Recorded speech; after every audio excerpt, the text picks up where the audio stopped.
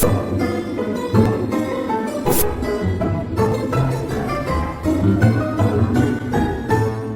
everybody, it's me, Moody Boo, the Fragrant Nomad, back with you with another one that you picked with the latest poll. I think it's Annual Moody Poll number 15, and this is Golden Dallah by Xerjoff. Now, if I'm not mistaken, this came in a trio of golden fragrances. And the one that I chose, I bought this actually last year, like a year ago, from Nazarene. Perfumery Nazarene in Seattle, and I really loved it. I only tested it while I was there, loved it, bought it, and here it is, and finally getting to that review. So let me tell you the notes, and I'm going off of Fragrantica. Again, I'm not in front of the camera. I'm very tired, pulling a lot of overtime. I'm developing a training program for my work, so I'm just really fried, and I look like it, so we're moving on with that. Anyway, so I'm going off of Fragrantica, and it's exotic spices, incense, coffee, Cambodian oud, amber, rose, cacao, hazelnut, and tonka. So I think all of these golden ones are supposed to be coffee based or something. Are they? I don't remember. I think they are. Would I have bought it if I'd had time to work with it more? That I'm not sure about. And here's why. I love the notes, but it's a little fleeting for the price. Honestly, I do 3 or 4 sprays with this one. I really blast myself. I feel like I blast myself. And you know, it leaves a nice oily sheen on there on my skin, so I know it's at a fairly good concentration of fragrance oil.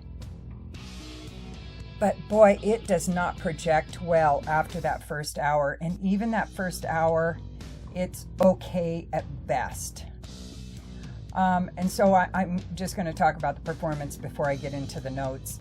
It maybe projects almost to arm's length that first hour, but after that, it almost becomes a skin scent. And then I can't even detect it after about hour 5. Maybe hour 6, but I've really got to do a deep nose dive into my own tissue in order to detect it. So very intimate scent, very disappointing considering how expensive it is, because it is an expensive perfume. It's over $200, and this is only a 50 ml bottle. It's not like it's even the major bottle. I do love the bottles. I love the glass, and I like the kind of Egyptian looking headdress for a cap. But you know, I'm not paying for the bottle in this regard.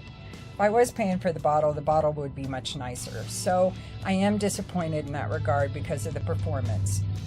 As far as the scent goes, you really only get those spices maybe the first, and it's kind of a cinnamon, nutmeg, maybe a little cardamom. You know, it's just a conglomeration of spices, but it's not over the top. This is not a spicy perfume.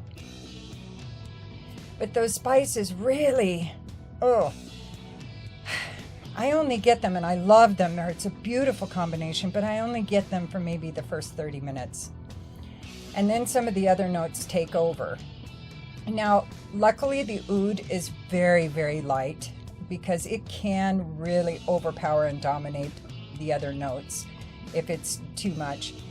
My biggest disappointment is that I don't really smell much coffee at all. There's a hint of, like, if somebody drank coffee where a third of it was coffee and 2/3 of it was creamer, there's a bit of that note in there. But as far as coffee goes, a true coffee, a really good rich cup of coffee, I smell none of that in there. The amber is there. The rose is just light, but it's a creamy, sweet rose. I wish there was more of that. I wish there was more of the coffee.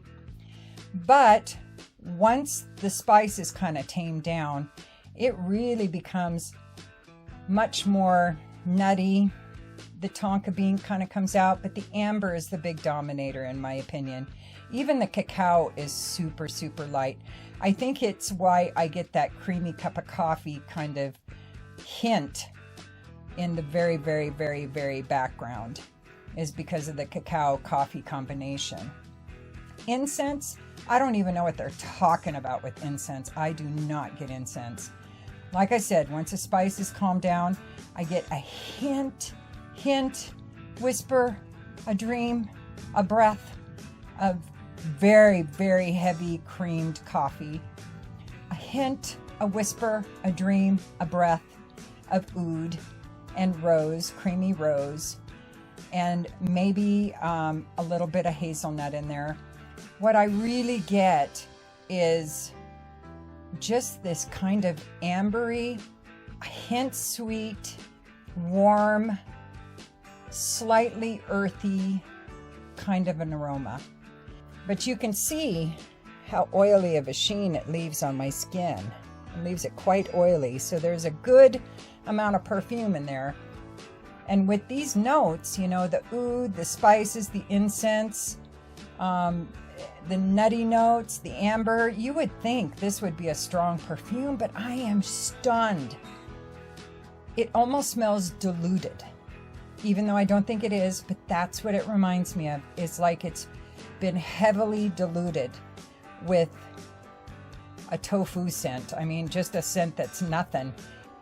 It's just so disappointing. It really doesn't have any wow factor for me. I just feel like there was a missed opportunity here. I feel like, especially for the House of Xerjoff, they should have made something with a little more punch to it, because this one is a whimper. This is whatever's getting punched. This isn't doing the punching. A lot of potential there, but potential doesn't do anything for me when I'm spending over $200 for a 50 ml bottle of Xerjoff. Just saying. So that's my rant. Yeah, good scent, horrible performance, very disappointed. Would not have bought it if I had had time to test it before leaving Nazarene, but I had 30 minutes in Nazarene.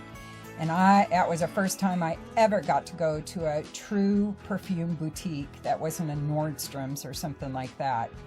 And so I was going to buy everything I could in person.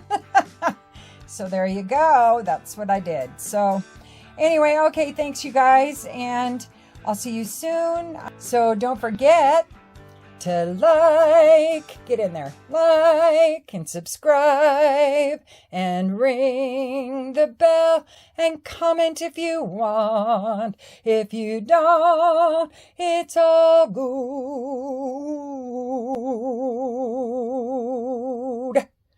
I still love you. And use your own nose. Peace.